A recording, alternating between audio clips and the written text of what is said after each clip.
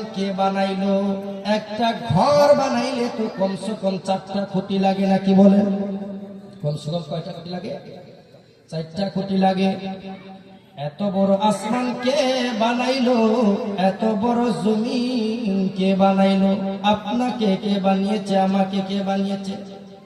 হযরতে বেলালে হাবশী এইভাবেই গবেষণা করতেই আছে, গবেষণায় করতেই আছে। হঠাৎ করে একটা গায়েবী আওয়াজ, বিলাল তুমি যেই ব্যাপার নিয়ে গবেষণা করো, এত বড় আসমান কে বানাইলো, এত বড় জমিন কে বানাইলো, এত বড় আসমানের মালিক যিনি, এত বড় জমিনের মালিক যিনি, তোমার মালিক যিনি, আমার মালিক যিনি, তিনি হলেন আমার আল্লাহ। জোরে বলুন। বিলাল এদিকে তাকিয়ে দেখছে, ওদিকে তাকিয়ে দেখছে, কাউকে দেখা যায় না, শুধু শোনা গেল। হযরতে বেলালে হাবশী যখন বাড়ি চলে গেল, বাড়ি চলে যাওয়ার পর তার আব্বাকে জিজ্ঞেস করছে, আব্বা তুমি বলো এত বড় আসমান কে বানিয়েছে, এত বড় জমিন কে বানিয়েছে? তোমার মালিক কে, আমার মালিক কে? বেলালের বাবা বলে, আরে বেলাল, হঠাৎ করে প্রশ্ন করছো কেন? তুমি কি জানো না তোমার মালিক আমার মালিক বর্তমান সময়ের যিনি প্রেসিডেন্ট, যার নাম হলো উমাইয়া? বেলাল তুমি কি জানো না? সেই আমাদের সৃষ্টিকর্তা, সেই আমাদের খোদা। বেলাল বলে, আব্বাজান আপনি ভুল কথা বলছেন, আপনার মালিক আমার মালিক উমাইয়া নয়, আপনার মালিক আমার মালিক হলেন আমার আল্লাহ। জোরে বলুন সুবহানাল্লাহ। যেমনি কথা বলেছে, বেলালের আব্বা বলে, আমার ছেলে হয়তো পাগল হয়ে গিয়েছে। উমাইয়ার কাছে নিয়ে গেল, বলে, উমাইয়া, ও উমাইয়া, আমার ছেলে বেলাল পাগলের মতো হয়ে গিয়েছে, কি তুমি নিবে? বলে, কত নিবে? বলে, যা দেওয়ার দাও, আমার ছেলেকে তুমি তোমার কাছে রেখে দাও। উমাইয়া বেলালকে নিয়ে নিল।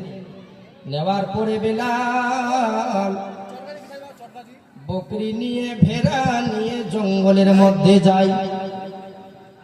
আর জঙ্গলে গিয়ে হযরতে বেলাল মুখ থেকে একটাই কথা শুধু বলতে আছেন, আল্লাহ আল্লাহ।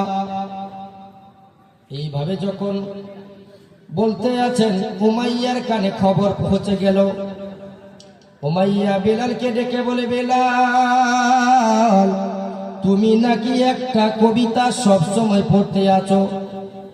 আর বেলালের কাছে যখন কলমা এসেছিল, আপনি যেন বেলালের কানে এই কলেমাটা এসেছিল, লা ইলাহা ইল্লাল্লাহু মুহাম্মাদুর রাসূলুল্লাহ সাল্লাল্লাহু আলাইহি ওয়াসাল্লাম। উমাইয়া বেলালকে বলে, বেলাল তুমি নাকি কলমা পড়ো, কি যেন একটা কবিতা পড়ো।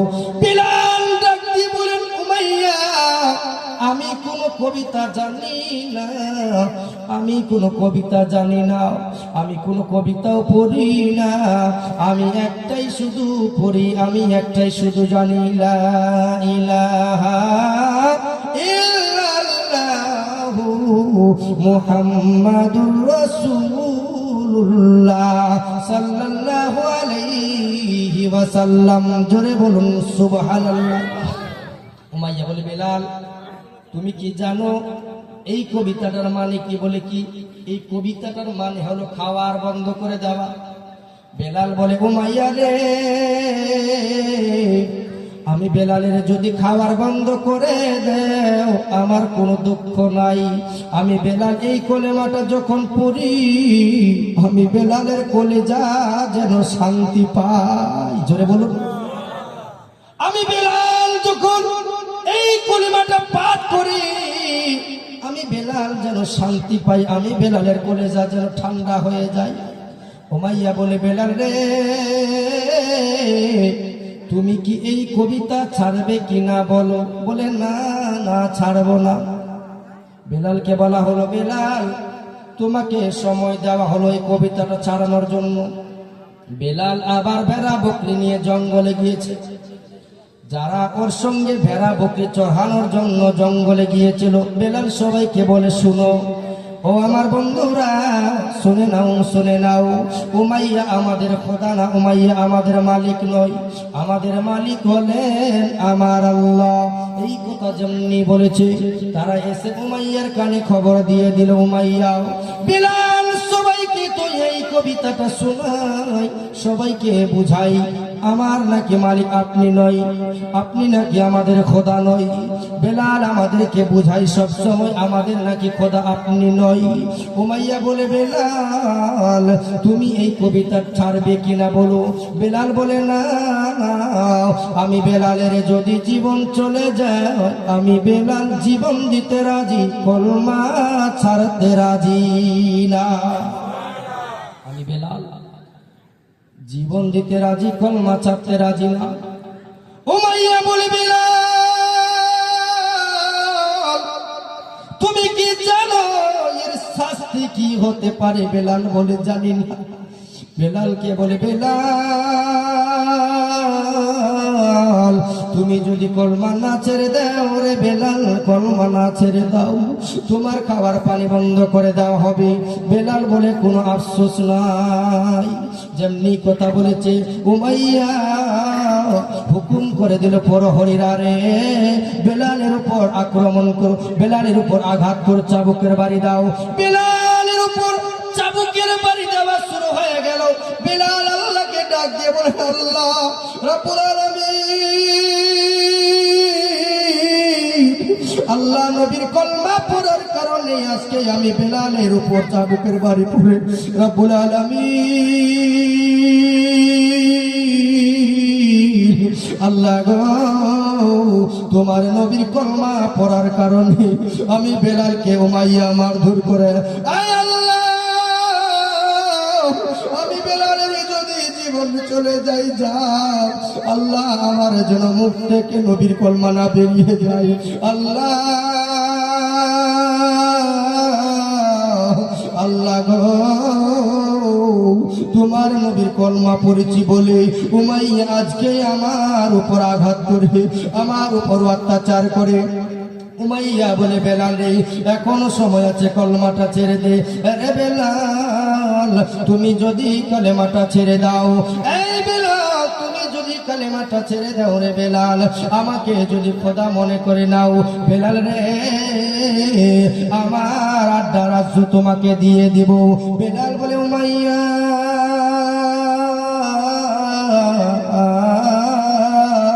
উমাইয়া শুনে নাও, শুনে নাও রে উমাইয়া, এই উমাইয়া যেই নবীর কলমা পড়ার কারণে আমি বেলাল এখন মার খাই। উমাইয়া রে আমি বেলালের যদি জীবন চলে যাই, যাক রে উমাইয়া আমি বেলাল জীবন দিতে রাজি, আমি বেলাল জীবন দিতে পারি, নবীর কলমা ছাড়ব না। আর একটু জোরে বলুন আল্লাহু আকবার, আর একটু জোরে বলুন আল্লাহু আকবার। উমাইয়া আমি বেলালের যদি জীবনটা চলে যায়, যাক আমার কোনো দুঃখ নাই, যে নবীর কলমা একবার পড়ে নিয়েছি আমি বেলাল জীবনটা দিয়ে দেব, নবীর কলমা ছাড়ব না। উমাইয়া বলে, বেলাল কলমাটা ছেড়ে দাও। প্রহরীরা বলে, বেলাল রে আমাদের সঙ্গে বকরি চড়ানোর জন্য গিয়েছো, ভেড়া চড়ানোর জন্য গিয়েছো, তোমার গায়ে আমরা জাগাত করি, আমাদের তো কষ্ট হয় রে বেলাল, কলমাটা ছেড়ে দেও। বেলাল বলে, না না নবীর কলমা ছাড়া যাবে না। যেমনি কথা বলেছে উমাইয়া আবার অর্ডার করে দিল প্রহরীরা, বেলালের উপর যেন একটা পাথর রাখা হোক। হযরতে বেলালের উপরে একটা পাথর রাখা হলো। বেলালের মুখ থেকে একটাই শুধু কথা বের হয়, আনতা আহাদুন কুল হুয়াল্লাহু আহাদ, আল্লাহ তুমি এক, তুমি এক, আল্লাহ তুমি এক, তুমি এক। আবার বলতে আছে আনতা আহাদুন, তুমি এক, তুমি এক। বেলালের বুকের মধ্যে যখন একটা পাথর চাপিয়ে দেওয়া হয়েছে, বেলাল আসমানের দিকে তাকিয়ে তাকিয়ে আল্লাহকে ডাক দিয়ে বলে, আল্লাহ রব্বুল আলামিন,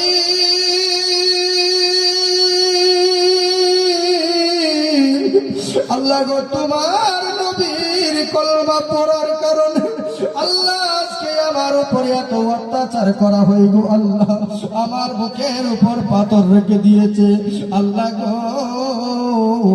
আমি বেলালের যদি জীবন যাই যাক আল্লাহ,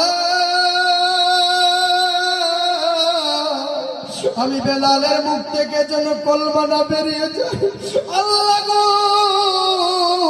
আমি বেলাল যেন জীবন দিয়ে দিল, আমি বেলালের মুখ থেকে যেন কলমা না বেরিয়ে যাই, আমি বেলাল যেন ঈমান না ছাড়ি। আল্লাহর কাছে ফরিয়াদ করতেই আছে রব্বুল আলামিন, আমার উপর উমাইয়া এত অত্যাচার করে। হযরতে বেলাল হাবশী আল্লাহকে বারবার করে ডাক দেয়। উমাইয়া বলে, বেলাল রে, এখনো সময় আছে, বল কলমা ছাড়বে কিনা। বেলাল বলে, না না, আমি বেলাল কোনো হালতেই কলমা ছাড়বো না।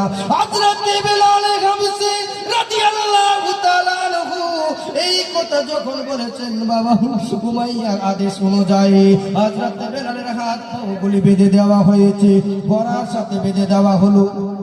মরুভূমির জায়গা, হযরতে বেলালকে গড়ার সাথে বেঁধে দিয়ে এবার গড়াকে ছেড়ে দেওয়া হলো। হযরতে বেলাল অজ্ঞান হয়ে গিয়েছে। হযরতে বেলালকে যেন ঘোড়ার সাথে বেঁধে দেওয়ার পরে ঘোড়াকে ছেড়ে দেওয়া হলো। হযরতে বেলালকে যেমনি ছেড়ে দিয়েছে, ঘোড়া দৌড়াতে আছে দৌড়াতে আছে। হযরতে বেলাল হাবশী রাদিয়াল্লাহু তাআলা আনহু তারপরেও নবীর কলমা ছাড়ে নাই, তারপরেও ঈমান ছাড়ে নাই। লম্বা আলোচনা সংক্ষেপে বুঝাই, হযরতে বেলাল হাবশী কে এত মারা হয়েছে, এত মারা হয়েছে। আবু বকর সিদ্দিক উমাইয়াকে বললেন, উমাইয়া রে, এই বেলালকে তুমি দিয়ে দাও, এই তোমার বেলালকে তুমি দিয়ে দাও, এর বিনিময়ে যা চাইবে আমি তাই দিব। এবার কি করলেন, হযরতে বেলালকে উমাইয়ার কাছ থেকে কিনে নিয়ে আসলেন হযরতে আবু বকর সিদ্দিক। আনার পরে যেন হযরতে বেলালকে নিয়ে যাওয়ার পরে একটা পাথর সরিয়ে বাবা হযরতে বেলাল হাবশীকে আরামের জন্য যেমনি রেখেছে, হযরতে বেলাল যেমনি চোখ দুটা খুলেছেন গো, চোখ দুটা খুলে দেখছেন হযরতে আবু বকর সিদ্দিক বসে আছে। হযরতে আবু বকর সিদ্দিক হযরতে বেলালকে বললেন, বেলাল তোমাকে আজ থেকে আজাদ করে দিলাম, তুমি চলে যাও। আবু বেলাল রে, ও বেলাল তুমি চলে যাও, তুমি চলে যাও। হযরতে বেলাল বলে, আবু বকর গো, আপনি আমাকে কিনে নিয়ে এসেছেন, আমার তো বাবা নাই, আমার মা নাই, আমার কেউ নাই, এখন আমি কোথায় যাব? আপনি কিনে নিয়েছেন, আপনি আমাকে সঙ্গে নিয়ে চলেন। হযরতে আবু বকর বলে, বেলাল আমার তো ঘর বাড়ি নাই, তোমাকে কোথায় নিয়ে যাব? তবে চলো চলো আমার দয়ার নবীর কাছে চলো, আমার দয়ার নবী মুস্তাফার কাছে চলো, আমার নবী মুস্তাফা কোনো একটা ব্যবস্থা করে দিবে। হযরতে বেলাল হাবশীকে যেমনি নিয়ে গেছেন বাবা, হযরতে বেলালের সারা শরীর যেন রক্তাক্ত হয়ে গেছে। হযরতে বেলালকে আমার নবী মুস্তাফার কাছে নিয়ে গেলেন। হযরতে বেলাল দাঁড়িয়ে রয়েছে, আমার নবী মুস্তাফা ঘর থেকে বাইরে আসছেন। যেমনি আমার নবী মুস্তাফাকে দেখেছে, হযরতে বেলাল আমার নবী মুস্তাফার পায়ে পড়ে গিয়েছে। ইয়া রাসূলুল্লাহ, ওগো নবীজি, ইয়া রাসূলুল্লাহ, ইয়া হাবিবাল্লাহ, নবী গো, আমি বেলাল আপনার গোলাম আপনার কদমে হাজির হয়েছি। হযরতে আবু বকর বলে, নবী গো, আপনার সাহাবী আপনার পাগল বেলাল আপনার কাছে হাজির। ইয়া রাসূলুল্লাহ, বেলালের বাবা নাই, মা নাই, হযরতে বেলালকে কোথায় নিয়ে যাওয়া হবে? হযরতে বেলাল কোথায় যাবে? হযরতে বেলালকে আমি নিয়ে এসেছি। ইয়া রাসূলুল্লাহ, কি করা যাবে আপনি সমাধান দেন। আল্লাহর নবী বলেন, বেলাল আজ থেকে তুমি মসজিদে নববীতে আযান দিবে, আজ থেকে তুমি মসজিদে নববীর মুয়াজ্জিন। হযরতে বেলাল মসজিদে নববীতে আযান দিতে শুরু করলেন। হযরতে বেলাল মসজিদে নববীতে আজান দেই, আল্লাহ আল্লাহ, কিন্তু হযরতে বেলালের আজান শুদ্ধ হয় না। তার মূল কারণ হলো হযরতে বেলালের জিহ্বাটা যেন ছিদ্র করে দেওয়া হয়েছিল। আল্লাহু আকবার। হযরতে বেলাল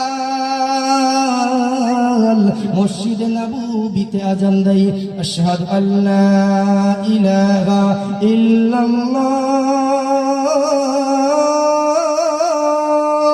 যেমনি আজান দিয়েছে হযরতে বেলাল কিন্তু আশহাদুর জায়গায় আশহাদু বলে। কি বলে? আশহাদু। আশহাদু বলতে পারে না, জিহ্বাটা হযরতে বেলালের ফুটা করে দেওয়া হয়েছে। আল্লাহু আকবার। কেমন নবীর প্রেমিক, কেমন নবীর আশিক হযরতে বেলাল হেফস। আল্লাহ আল্লাহ। ওই নবীর জন্য হযরতে বেলাল জীবন দেওয়ার জন্য রাজি ছিলেন। আল্লাহ নবীকে কতটা ভালোবেসেছেন, এই জন্য কবি বলছে, বেলালের মতো আশিক যদি আমরা হইতাম, এ দুনিয়ায় নবীর দেখা পাইতাম, এ দুনিয়ায় নবীর দেখা পাইতাম। বেলালের মতো আশিক যদি আমরা হইতাম, এ দুনিয়ায় নবীর দেখা পাইতাম, এ দুনিয়ায় নবীর দেখা পাইতাম। হযরত বেলাল মসজিদের মধ্যে আজান দিচ্ছে, আজান শুদ্ধ হয় না। লম্বা আলোচনা সংক্ষেপে বোঝায়। হযরত বেলাল যখন মসজিদে নববীতে আজান দিচ্ছিলেন, হঠাৎ করে মানুষের আলোচনা করতে লাগলো, যেমন নবী তেমন তার সাহাবী আজানও দিতে জানে না। আস্তাগফিরুল্লাহ, নাউজুবিল্লাহ। এই কথা যখন ইহুদির আলোচনা করছে, তো সালমান ফারসি এই কথাটা শুনে ফেলেছে, গিয়ে বলে, ইয়া রাসূলুল্লাহ, মুয়াজ্জিন চেঞ্জ করা হোক। বলে কেন? বলছে, হুজুর মানুষ আলোচনা করছে, মানুষ এখানে ওখানে গীবত করছে, হযরতে বেলালের আজান নাকি শুদ্ধ হয় না। হুজুর বেলালকে চেঞ্জ করা হোক, অন্য মুয়াজ্জিন রাখা হোক। আল্লাহর নবী বলছে, ঠিক আছে, তাহলে হযরতে বেলালকে ঈশার আজান দেওয়ার পরে চেঞ্জ করানো হবে। বেলালকে বলে, বেলাল তুমি আজান দিবে না। বেলালের চোখের পানি টপ টপ করে জমিনে পড়ে। আল্লাহ, আমি বেলাল আজান দিচ্ছিলাম, আল্লাহ আমি তো কোনো খারাপ কাজ করি নাই, তোমার প্রশংসা করছিলাম, তোমার নবীর প্রশংসা করছিলাম। আল্লাহ আজকে আমাকে এই কাজ থেকে বঞ্চিত করা হলো। আল্লাহ আমি এমন কি কাজ করেছি আজকে আমি বেলালকে আজান দিতে দেই না? বেলালের চোখের পানি টপ টপ করে জমিনে পড়ে। কেমন নবীর প্রেমিক! আল্লাহ মসজিদে নববীর কোণার মধ্যে গিয়ে হযরতে বেলাল চোখের পানি ছেড়ে দিয়ে কাঁদে। আমার নবী বলেছেন, বেলাল তোমাকে আজান দিতে হবে না। হযরতে বেলাল মসজিদে নববীর একটা কোণার মধ্যে গিয়ে বসে চোখের পানি ছেড়ে দিয়ে কান্না করছে, আল্লাহ আজকে তোমার নবীর উপর ঈমান আনার কারণে, তোমার নবীর কলমা পড়ার কারণে উমাইয়া আমার জিহ্বাটাকে আজকে ছিদ্র করে দিয়েছে, আর আজকে আমার আজান শুদ্ধ হয় না বলে আজকে আমাকে মুয়াজ্জিন থেকে ত্যাগ করা হয়েছে। হযরতে বেলাল চোখের পানি ছেড়ে দিয়ে কান্না করে। আল্লাহু আকবার। কেমন ছিলেন নবীর আশিক বেলাল, কেমন নবীর পাগল! আর আজকে আজান দেওয়ার জন্য মানুষকে টাকা দেওয়া হয়, তারপরেও মানুষ আজান দিতে চায় না। আজান দিলে মুয়াজ্জিনের মর্যাদা কত সেটা মানুষ জানলে পরে মানুষ আজান দেওয়ার জন্য শুধু যুদ্ধ করত, জানে না বলে আজান দেয়। হযরতে বেলালে হাবশী মসজিদে নববীর একটা কোণায় গিয়ে যে কান্না করে। লম্বা আলোচনা সংক্ষেপে বলি, হযরতে বেলালকে যখন মুয়াজ্জিন থেকে বাতিল করা হলো, ভোরের বেলা আজান দিবে কিন্তু আজান দেওয়ার কেউ নাই। একজন যখন এসে আজান দিলে নতুন মুয়াজ্জিন, আর সকাল হয় না। আল্লাহ বলছে, হাবিব আমার বেলাল যতক্ষণ আজান দিবে না ততক্ষণ সকাল আর হবে না। জোরে বলুন না সুবহানাল্লাহ। আমার বেলাল যতক্ষণ আজান দিবে না সকাল হবে না। নবীর প্রেমিক কেমন ছিলেন! আল্লাহু আকবার। যাই হোক, বলছিলাম কেমন নবীর আশিক আমার নবী মুস্তাফা সাল্লাল্লাহু আলাইহি ওয়াসাল্লাম হযরত বেলালকে এতটা ভালোবাসতেন। এতটা ভালোবাসতেন হযরতে বেলালকে। আর হযরতে বেলালও আমার নবীর আশিক ছিলেন। আমার নবী মুস্তাফা সাল্লাল্লাহু আলাইহি ওয়াসাল্লাম যেদিন দুনিয়ার বুক থেকে বিদায় হয়েছিলেন, আপনাদেরকে শোনাই এই কয়েকটা কথা বলে আমি শেষ করব আজকের জন্য।